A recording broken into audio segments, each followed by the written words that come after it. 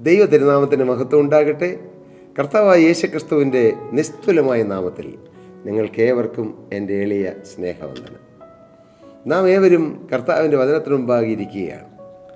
ഈ വചനം നമ്മുടെ ജീവിതത്തിൽ എന്തെല്ലാം അത്ഭുതങ്ങൾ ചെയ്യുമെന്ന് നമ്മുടെ മനുഷ്യബുദ്ധിക്ക് മനസ്സിലാകുകയില്ല. ഈ വചനം നമ്മെ ആശ്വസിപ്പിക്കും, ഈ വചനം നമ്മെ സൗഖ്യമാക്കും, ഈ വചനം നമ്മെ ബലപ്പെടുത്തും, ഈ വചനം നമ്മെ ധൈര്യപ്പെടുത്തും. ബലമില്ലാത്തവർക്ക് ബലം നൽകും. ക്ഷീണിതരായവരെ ഈ വചനം ബലപ്പെടുത്തും. ദാനിയേൽ ഒരിക്കൽ ക്ഷീണിച്ചു പോയിരുന്നു. അപ്പോൾ ജീവനുള്ള ദൈവം തൻ്റെ വചനം അയച്ചു.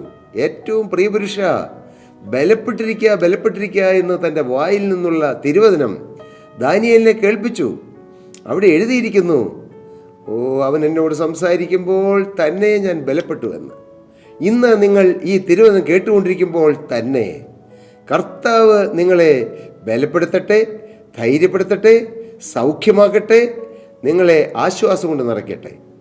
ദൈവത്തിൻ്റെ വചനം യെശയ്യാപ്രവാചകന്റെ പുസ്തകം 55-ാമത്തെ അധ്യായത്തിൽ ഇപ്രകാരം പറയുന്നു, എൻ്റെ വായിൽ നിന്ന് പുറപ്പെടുന്ന എൻ്റെ വചനമായിരിക്കും. അത് വെറുതെ എൻ്റെ അടുക്കിലേക്ക് മടങ്ങിപ്പോരാതെ ഞാൻ ഉദ്ദേശിച്ച കാര്യം സാധിപ്പിക്കുകയും എനിക്ക് ഇഷ്ടമുള്ളത് നിവർത്തിക്കുകയും ചെയ്യുമെന്ന്. ദൈവമാണ് പറഞ്ഞത്. ദൈവത്തിൻ്റെ വായിൽ നിന്ന് പുറപ്പെടുന്ന വചനം അത് ദൈവത്തിൻ്റെ ഇഷ്ടം നിറവേറ്റും. ഹല്ലേലൂയ. ആ ദൈവവചനത്തിൻ്റെ ശക്തി, നാം നിൽക്കുന്നത് ദൈവവചനത്തിൻ്റെ ആ സാന്നിധ്യമുള്ള സ്ഥലത്താണ്. ദൈവത്തിൻ്റെ വചനം കേൾക്കുന്ന രംഗത്താണ് നമ്മൾ നിൽക്കുന്നത്. ദൈവത്തിൻ്റെ വചനം പ്രവർത്തിക്കുന്ന ആ ഒരു മേഖലയിലാണ് നിങ്ങളിപ്പോൾ ഓരോരുത്തരും ഇരിക്കുന്നത്. കാരണം നിങ്ങൾ വചനം കേട്ടുകൊണ്ടിരിക്കുന്നു. ഹല്ലേലൂയ. നിങ്ങൾ ഓരോരുത്തരും പ്രാർത്ഥിക്കണം. പ്രിയ സഹോദരി സഹോദരങ്ങളെ, നിങ്ങൾ പ്രാർത്ഥിക്കണം.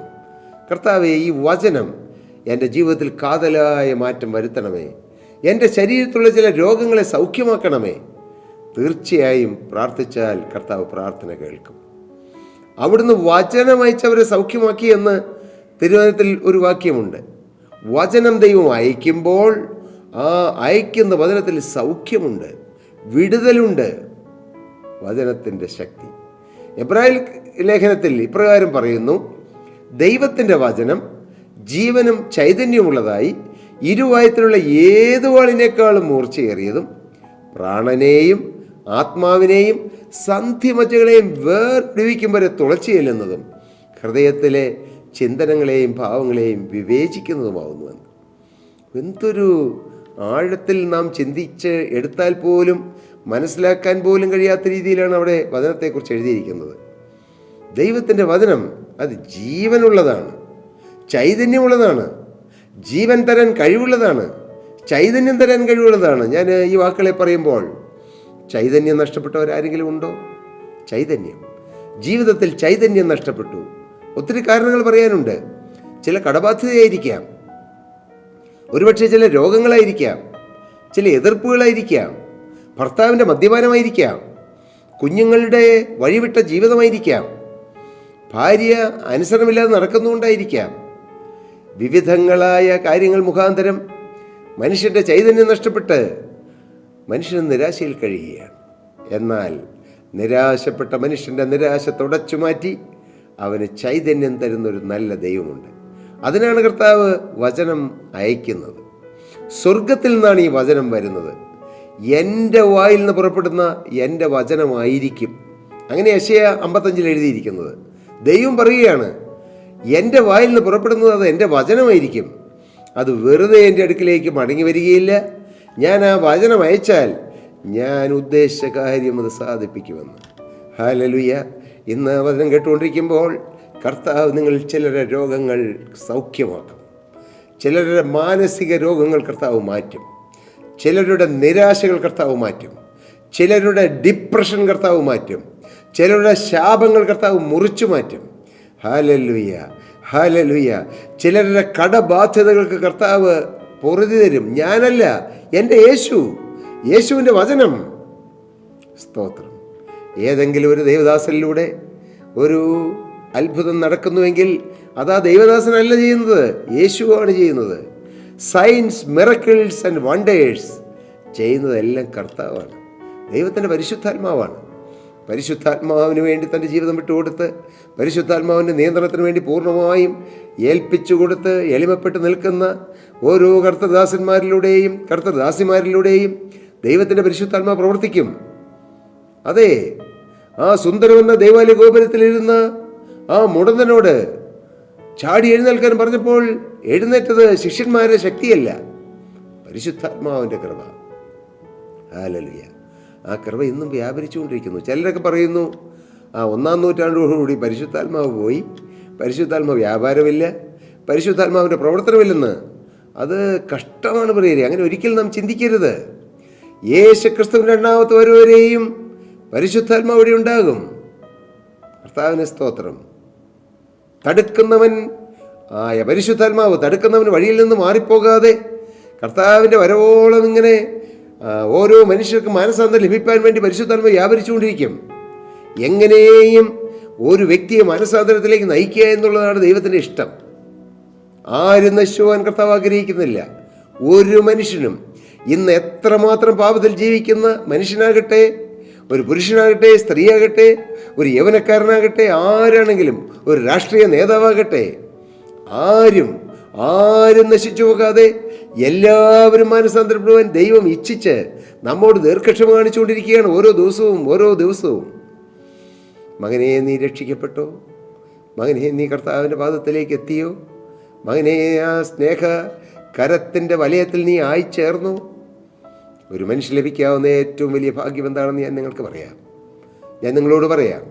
കോടികൾ സമ്പാദിക്കുന്നതല്ല, വസ്തുവകൾ വാങ്ങിക്കൂട്ടുന്നതല്ല, ബാങ്ക് ബാലൻസുകൾ വർദ്ധിപ്പിച്ച് തലമുറകൾക്കും തിന്നാൽ പോലും തീരാത്തവണ്ണം സമ്പത്തുണ്ടാക്കുന്നതല്ല മകനെ ഈ ഭൂമിയിൽ ഒരു മനുഷ്യൻ ലഭിക്കാവുന്ന ഒരു ഭാഗ്യം. ഏറ്റവും വലിയ ഭാഗ്യം യേശുവാകുന്ന അക്ഷയ നീതി പ്രാപിക്കുന്നതാണ്. യേശുവിൻ്റെ വചനം അനുസരിക്കുന്നതാണ്. യേശുവിൻ്റെ കൽപ്പനകൾ അനുസരിക്കുക എന്നുള്ളതാണ്. യേശു പറഞ്ഞ എത്രയോ കൽപ്പനകളുണ്ട്. ചിലർ പറയും ഒരു കൽപ്പന. അല്ലല്ലല്ല, കൽപ്പന അനുസരിച്ചോ എന്ന് ചോദിക്കുമ്പോൾ അവരുടെയൊക്കെ ഉള്ളിൽ ഒറ്റ കാര്യമാണ് മുന്നിലുള്ളൂ, കണ്ണിന് മുമ്പിലും ഹൃദയത്തിലും ഉള്ളൂ. കൽപ്പന അനുസരിച്ചോ? ആ ചോദ്യത്തിൽ തന്നെ ഇന്ന കാര്യമെന്ന് അത് മുഴങ്ങി കേൾക്കും ചിലരുടെ കാതുകളിൽ. എന്നാൽ യേശു ക്രിസ്തുവിനെ അനുഗമിക്കുന്ന ഓരോരുത്തരും യേശു പറഞ്ഞ അനേകം കാര്യങ്ങൾ അനുസരിക്കേണ്ടതുണ്ട്. നിങ്ങൾ ഭൂലോകം മുഴുവൻ എൻ്റെ സാക്ഷികളാകുവീൻ, അതൊരു കൽപ്പനയാണ്. നിങ്ങളെൻ്റെ സാക്ഷികളാകുവീൻ, അത് കൽപ്പനയാണ്. നിങ്ങളെൻ്റെ വചനം പ്രസംഗിപ്പീൻ, അത് കൽപ്പനയാണ്. ഇങ്ങനെ നിങ്ങൾ പരസ്പരം സ്നേഹിപ്പീൻ, അത് കർത്താവിൻ്റെ കൽപ്പനയാണ്. ഇങ്ങനെ എത്രയോ കൽപ്പനകൾ കർത്താവ് പറഞ്ഞിട്ടുണ്ട്. ഇതെല്ലാം അനുസരിക്കുവാനും ഇതിനെ ജീവിതത്തിൽ ഏറ്റവും പ്രധാനപ്പെട്ട കാര്യമായി അംഗീകരിച്ച് മുന്നോട്ട് പോകേണ്ടതും ഓരോ ദൈവത്തിൻ്റെയും കർത്തവ്യമാണ്, ഉത്തരവാദിത്തമാണ്. സ്തോത്രം. ദൈവനാമം മഹത്വപ്പെടട്ടെ. ഹല്ലേലൂയ. നിങ്ങളെന്ത് പറയുന്നു? ജീവനുള്ള ക്രിസ്തുവിൻ്റെ സ്നേഹം, വചനത്തിൻ്റെ ശക്തി. ഈ വചനം നമ്മെ രൂപാന്തരപ്പെടുത്തും. ഇന്ന് നിരാശപ്പെട്ടിരിക്കുന്നവരാരെങ്കിലും നീ വാക്കുകളെ കേൾക്കുന്നുണ്ടെങ്കിൽ, മോനെ, നിൻ്റെ നിരാശ മാറ്റാൻ യേശുവിന് കഴിയും. നിൻ്റെ ഡിപ്രഷൻ മാറ്റാൻ യേശുവിന് കഴിയും. മകളെ, നാളുകളായി മാനസിക രോഗത്തിന് നീ മരുന്ന് കഴിക്കുന്നു, നിൻ്റെ മക്കൾ മരുന്ന് കഴിക്കുന്നു. പക്ഷേ എല്ലാ മരുന്നും മാറ്റി നിൻ്റെ മനസ്സിന് കരുത്തും ധൈര്യവും നൽകുവാൻ യേശുക്രിസ്തുവിന് കഴിയും.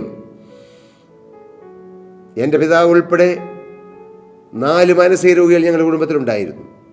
ഒന്നെൻ്റെ പിതാവിൻ്റെ അപ്പൻ, ഒന്നെൻ്റെ പിതാവ്, 3 എൻ്റെ പിതാവിൻ്റെ അനുജൻ, വേറെ പിതാവിൻ്റെ സ്വന്തത്തിൽപ്പെട്ട ഒരു കൊച്ചപ്പൻ. ഞാൻ കണ്ടിട്ടുണ്ട് എൻ്റെ ബാല്യകാലത്ത്. തലമുറകളായി പകർന്നു വന്ന മാനസിക രോഗത്തിൻ്റെ ഭ്രാന്തിൻ്റെ ബാധ അനുഭവിച്ച് തകർന്ന് തരിപ്പണമായി പോയൊരു കുടുംബം. എന്നാൽ ഭാഗ്യവശാൽ യേശുക്രിസ്തുവിൻ്റെ വചനത്തിനും പകരുന്ന ഒരുവനിടയായി. യോഹന്നാൻ്റെ 1-ാമത്തെ ലേഖനം 3-ാം അധ്യായത്തിൽ പറയുന്നത് പോലെ പിശാചിൻ്റെ പ്രവൃത്തികളെ അഴിപ്പാൻ പ്രത്യക്ഷനായ യേശുക്രിസ്തു എൻ്റെ പിതാവിൻ്റെ മേൽ വചനമയച്ച് പിശാച് കെട്ടിയിട്ടിരുന്ന പാരമ്പര്യത്തിൻ്റെ ബന്ധനങ്ങളെ കർത്താവ് അഴിച്ചു മാറ്റി. തലമുറകളായി പകർന്നു വന്ന ബാധ കർത്താവ് മാറ്റി. അതിനുശേഷം 5 തലമുറകൾ ഞങ്ങൾ ഒരു ബാധയുമില്ലാത്തവരായി ജീവിച്ചു. ഞങ്ങളുടെ ഗ്രാൻഡ്മ 103 വയസ്സുള്ളവളായി കടന്നുപോയി 2 വർഷങ്ങൾക്ക് മുമ്പ്. ഇപ്പോൾ ഞങ്ങൾ 4 തലമുറകൾ സുബോധമുള്ളവരായി, യേശുക്രിസ്തുവിന് വചനമനുസരിക്കുന്നവരായി, യേശുവിനെ സ്നേഹിക്കുന്നവരായി, രക്ഷിക്കപ്പെട്ടവരായി കർത്താവിൻ്റെ സന്നിധിയിൽ കർത്താവിന് വേല ചെയ്യുന്നു. എത്ര മോശമായ സ്ഥിതി മാറ്റാൻ യേശുവിന് കഴിയും, യേശുവിൻ്റെ വചനത്തിന് കഴിയും. ഞാനിന്ന് ഈ വാക്കുകളെ നിങ്ങളോട് പറയുമ്പോൾ ഹൃദയം തുറന്നാണ് പറയുന്നത്. യേശു നിങ്ങളെ രൂപാന്തരപ്പെടുത്തും. നിങ്ങൾ നിരാശപ്പെടേണ്ട. നിങ്ങളുടെ പ്രശ്നങ്ങൾക്ക് പരിഹാരം കിട്ടുമോ എന്നോർത്ത് നിങ്ങൾ തളർന്നിരിക്കേണ്ട, വാടിയിരിക്കേണ്ട. താടിക്കത് കയ്യും കൊടുത്തുകൊണ്ട് അയ്യോ എൻ്റെ പ്രശ്നത്തിന് പരിഹാരം കിട്ടുമോ എന്നോർത്ത് മകനെ നീ തളർന്നിരിക്കേണ്ട. നിൻ്റെ മുഖം വാടിയിരിക്കേണ്ട, മനസ്സ് തളർന്നിരിക്കേണ്ട. നിന്റെ ജീവിതം മാറ്റാൻ യേശുവിന് കഴിയും. അതിന് നാം എന്ത് ചെയ്യണം? യേശുവിൻ്റെ കരങ്ങളിലേക്ക് നമ്മുടെ ജീവിതം കൊടുക്കണം. അത് തകർന്ന ജീവിതമാകട്ടെ, നിരാശയുള്ള ജീവിതമാകട്ടെ, പ്രത്യാശ നഷ്ടപ്പെട്ട ജീവിതമാകട്ടെ, കൊടുക്കൂ യേശുവിൻ്റെ കരങ്ങളിലേക്ക്. ആ ആണിപ്പഴുതുള്ള കരം നിങ്ങളുടെ മുമ്പിൽ നീട്ടിക്കൊണ്ട് യേശു നിൽക്കുകയാണ്. മകനെ നിൻ്റെ ജീവിതം എനിക്ക് തരാമോ, മോളെ നിൻ്റെ ജീവിതം എനിക്ക് തരാമോ എന്ന് ചോദിച്ചുകൊണ്ട് യേശുക്രിസ്തു മോനെ നിൻ്റെ തൊട്ടരികിൽ നിൻ്റെ തൊട്ടുമുമ്പിൽ വന്ന് നിൽക്കുകയാണ്. നാഥ, എൻ്റെ തകർന്ന ജീവിതം, കർത്താവെ പിശാച് വരട്ടിക്കളഞ്ഞ എൻ്റെ ജീവിതം യേശുവെ അവിടുത്തെ കരങ്ങളിലേക്ക് തരുന്നു എന്ന ഒരു വാക്ക് നിങ്ങൾ പറഞ്ഞാൽ യേശു നിങ്ങളെ കരങ്ങളിൽ ഏറ്റെടുക്കും. നിങ്ങളുടെ ജീവിതം ഏറ്റെടുക്കും. യേശുവിൻ്റെ കരങ്ങളിൽ നിങ്ങളുടെ ജീവിതമായാൽ എല്ലാ തകർച്ചകളും യേശു മാറ്റി യേശു പുതിയതാക്കി തീർക്കും. തകർന്ന പാത്രങ്ങളെ കർത്താവ് പുതുതാക്കി തീർക്കും. ആ മഹാഭാഗ്യം നിങ്ങൾക്ക് ലഭിക്കട്ടെ എന്ന് പ്രാർത്ഥിച്ചുകൊണ്ടും ആശംസിച്ചുകൊണ്ടും ഞാൻ എൻ്റെ വാക്കുകളെ നിർത്തുന്നു. ദൈവനാമം മഹത്വപ്പെടട്ടെ. പ്രിയ സഹോദരി സഹോദരങ്ങളെ, താഴെ കാണുന്ന നമ്പറിൽ ഞങ്ങളുമായി നിങ്ങൾക്ക് കോൺടാക്റ്റ് ചെയ്യാൻ കഴിഞ്ഞാൽ തീർച്ചയായും നിങ്ങൾക്ക് പ്രാർത്ഥനാ വിഷയങ്ങളോ ഏതെങ്കിലും കാര്യങ്ങളിൽ നിങ്ങൾക്ക് ഒരു നിർദ്ദേശങ്ങളോ ഏതെങ്കിലും സപ്പോർട്ടുകളോ ലഭിക്കേണ്ടതുണ്ടെങ്കിൽ തീർച്ചയായും ഞങ്ങൾ നിങ്ങൾക്ക് വേണ്ടി പ്രാർത്ഥിക്കാം. ദൈവം നിങ്ങളെ നടപടിയായി അനുഗ്രഹിക്കുമാറാകട്ടെ. സ്തോത്രം.